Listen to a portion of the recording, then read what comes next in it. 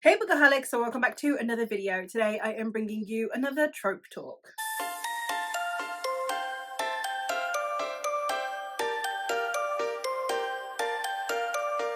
In my trope talk videos, I talk through tropes because I know a lot of people actually deem tropes spoilers. So I don't really want to necessarily talk about them too much within my reviews or vlogs. So then I feel like some of us like knowing what tropes are in a book, because there are tropes that we dislike, there are tropes that we struggle with, tropes that it depends on how well it's handled, and people aren't willing to talk about them because other people deem them spoilers. So I have decided that for this series I'm going to talk through tropes for those who don't deem a trope a spoiler. I'm not going to be talking actual spoilers, I'm not going to be talking about scenes, instances, or any details, just mentioning whether or not this trope is in this book and then how well I personally found it handled. Therefore, if our tastes align, it is entirely possible that this book would or wouldn't work for you. Today's trope talk, as I'm sure you've seen by the title and the thumbnail, is Amnesia, which is one of my least favorite tropes. I am actually first starting with my least favorite tropes and working through those because I feel like being able to give examples of tropes that I dislike, both I think weren't handled well and that were handled well, will give you a better idea of how I go about tropes, how I perceive tropes, and therefore it will also allow you to, when I get to tropes that I like, see how well our tastes align. Amnesia is a trope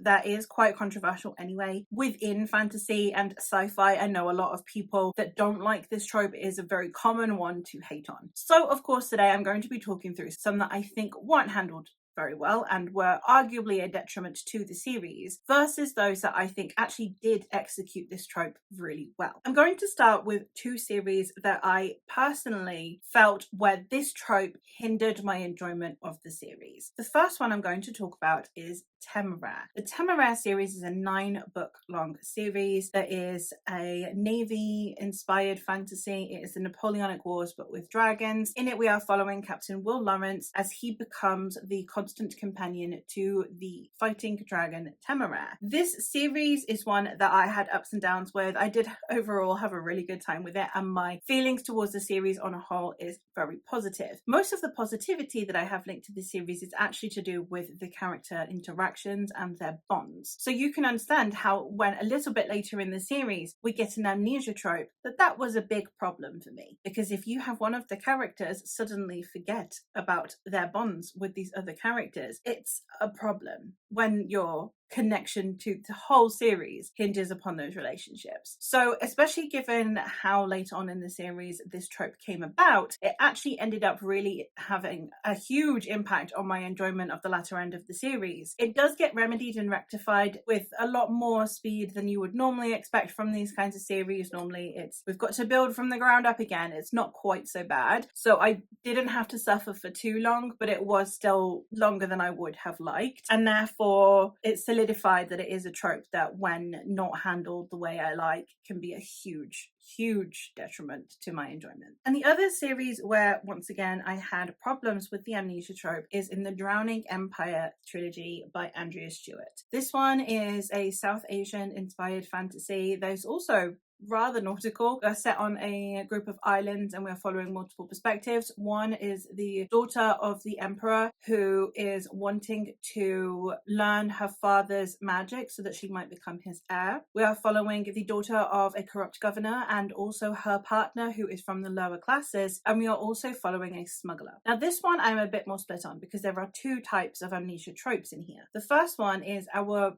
main protagonist Lynn, who is the daughter of the emperor, actually has no recollection of, she only has faint memories of her life because she suffered a severe illness that made her lose her memory, and we're following her as she has to relearn things. That I didn't actually have an issue with per se because I haven't lost a character I love. I am simply learning alongside this character, and that I was fine with. We do get a reveal a bit later about that does sort of change that dynamic as well, which is why it's not fully an amnesia trope. However, later on in the series, we do get an amnesia trope from one of the characters that we have grown to love and who has a backstory and who hasn't had amnesia prior to that point. So this character then forgetting themselves, forgetting their bonds. It was again a big detriment to me, especially I think for me whenever there is a tightly knit bond between two characters, bonded companion, a romantic connection, any of those. I always find that if you then have someone lose their memory, it's supposed to be devastating, but it is not one that I find enjoyment from because it's something that I find uncomfortable. I have had several relatives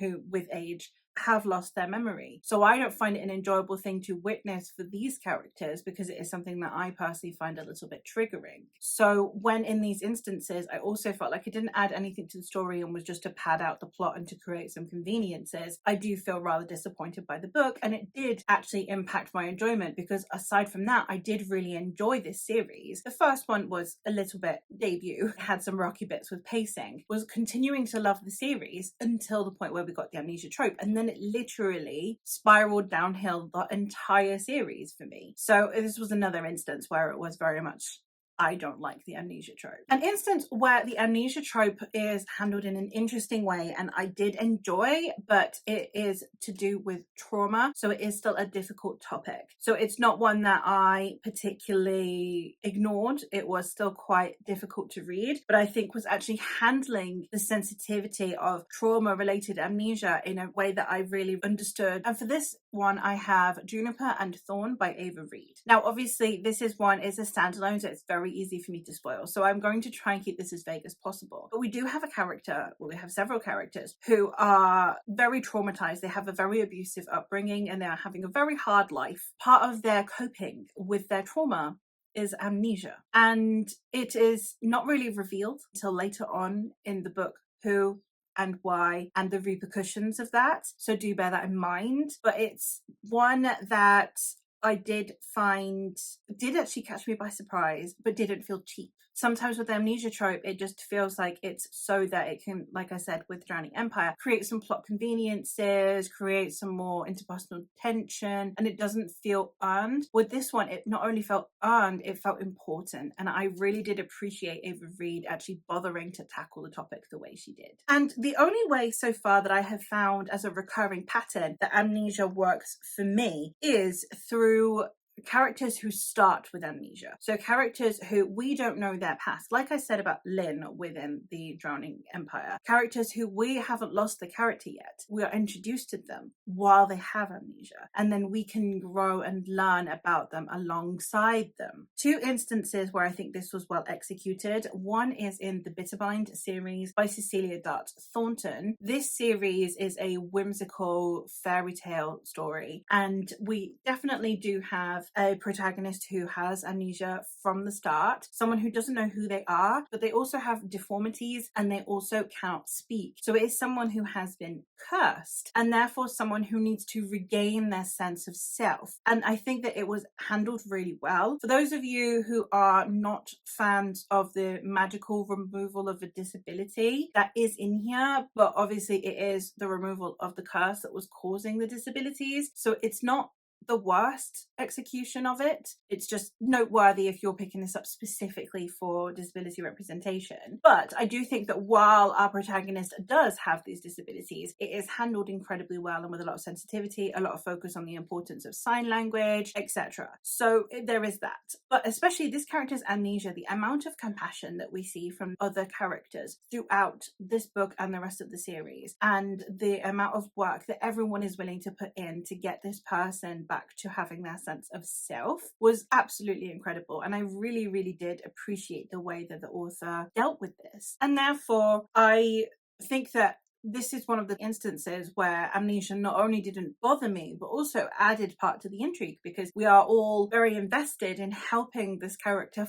find their sense of self. And I think that that feels empowering as opposed to having someone that you know and love be taken from you as a character and resorted back to not remembering any of the other characters around them and the sadness that comes with that, which I don't vibe with. I think that instead having ones where it's empowering because you are following someone's journey of self-discovery, I actually prefer that type of narrative. And the very last one that I have here that is also very much a character starting out with amnesia and coming to discover who they are, for better or for worse, is we have the Dragon Spirits series by L.L. McRae. This is an epic fantasy series. It's self-published, and the last book is releasing this year. This is a story of Fen, who wakes up in the middle of a forest and he's confronted with a dragon and he has no memories of who he is. And then along the way, there are lots of other people who seem to have suffered similar issues. So Fen is not only out for investigating his own life and the cause of his own amnesia, but potentially this ongoing problem that many people are enduring. So I am very excited to see how this series concludes, because we had so many reveals, especially in book 2, that I think it's going to really change the trajectory for book 3. So while the amnesia trope is hugely present in here, once again, it adds to the intrigue. It adds to allowing this character to build these bonds with new characters because they are bereft of all other interpersonal relationships. Therefore, adding a level of strength to their bond because it's someone that they can trust despite having very little knowledge. And that's incredibly important. So I think whenever you have the amnesia trope at the start of a story, it does work for me because I'm excited to find out who this person is and what this person's life is and what they have lost. But when we have a character that we know and love have their amnesia taken, then it ceases to be entertaining and engaging and more frustrating than anything else. So I would definitely say the Iron Crown is my favorite example of an amnesia trope done well. So with that being said, let me know what are some of your favorite books that have amnesia tropes in them, and based on the books that I like and dislike with amnesia tropes, let me know if you agree, if we have overlap. I'm very curious to see what other people's thoughts on this trope is in general, what your preferences within the trope are. But that is all from me for today, so thank you ever so much for watching, and I will hopefully catch you in another one soon. Bye!